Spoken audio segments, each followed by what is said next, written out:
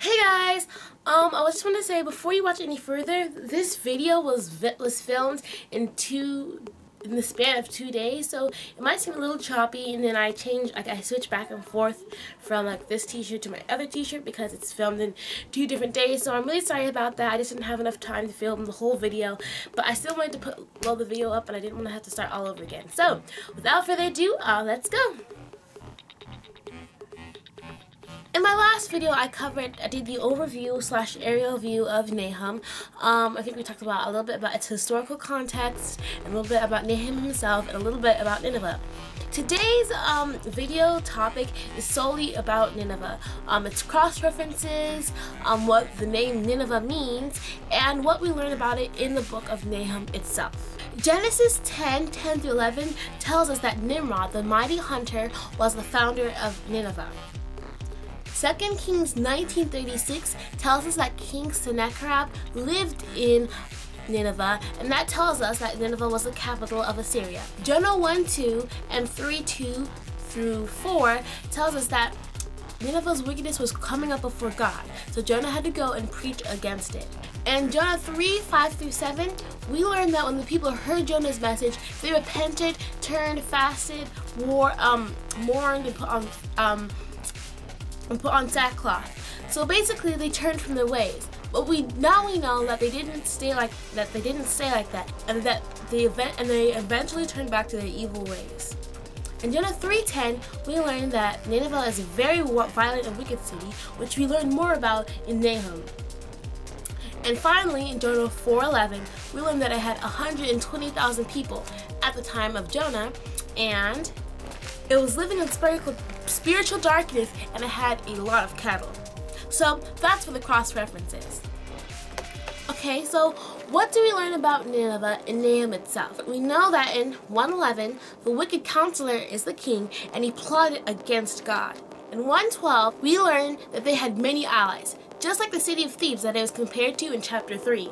In 1:13, we learned that they oppressed Judah. And there's a story about that I'll be talking about right after this list.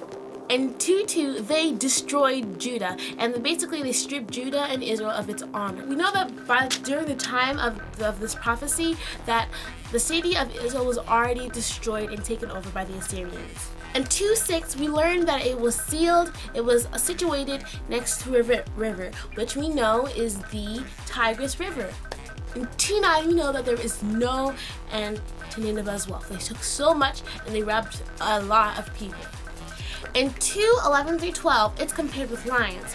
Basically, they walked around freely, without fear, and with much arrogance and pride.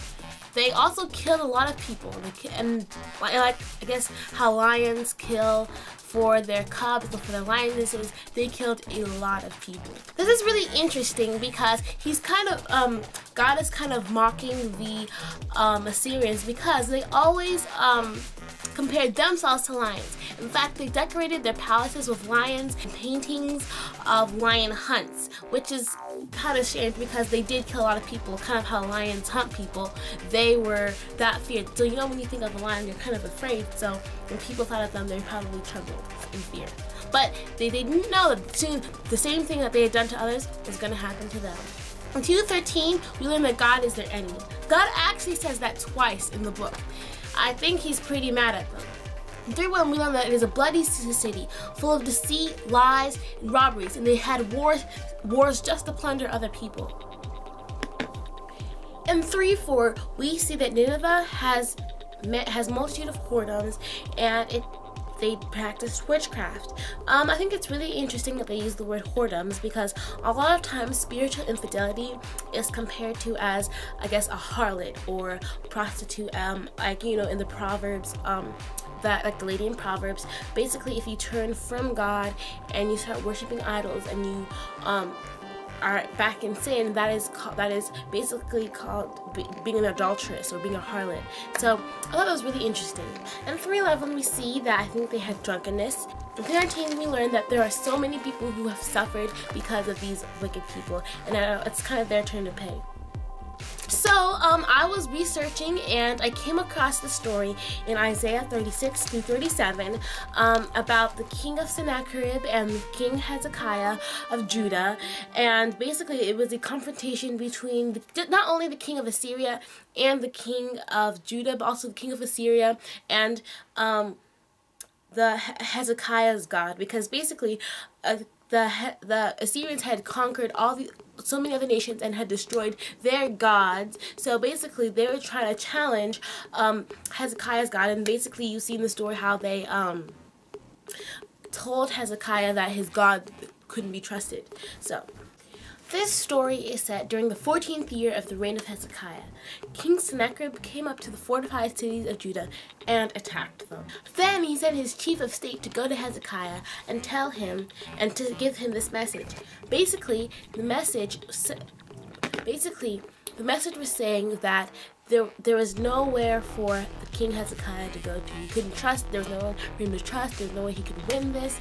Basically, he couldn't trust Egypt because they were untrustworthy and I guess as breakable as a reed. And that reed that I guess the Hebrew word for reed was, I guess, a reed that was only grown in Egypt.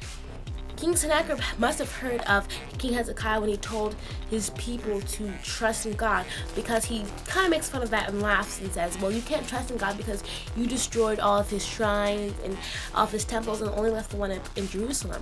But what he didn't know was the shrines and temples that he had destroyed were actually for the pagan gods. So King Sennacherib didn't have the full story there.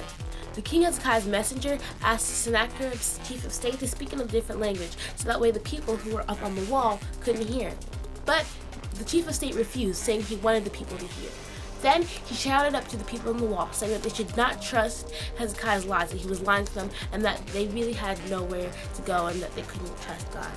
Then, this is the time where King Hezekiah prays to God, asking him to help them. Basically, it kind of resembles 2 Corinthians 14:11's prayer of Asa, because basically he's saying that nobody else could help them.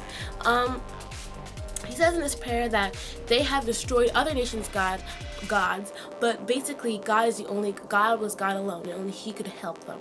Hearing God's prayer, God says Isaiah, who basically prophesies Jerusalem's rescue. That night, the Lord sends his angel who kills 185,000 of Sennacherib's men. You can imagine what a surprise must have been to wake up and find thousands and thousands of dead bodies right next to you. The people of Assyria that were still left ran. So you can go check out the story in Isaiah 36 through 37. I think it was a really cool story, and it really showed me a lot about Assyria and Judah. One last thing in the story. I think a couple years later, the king Sennacherib was in the temple worshiping his god Nisroch when his sons Ahimelech and Shazar kill him with the sword. Then they flee to Arad, and his son Esarhaddon becomes the next successor. Tough luck for him. If you guys like this video and would like to see and like the Bible videos that I've been doing, please comment below and share this. I really want this video to help a lot of people, so please share. I hope you guys have a great time doing your studies. God bless. See you next time.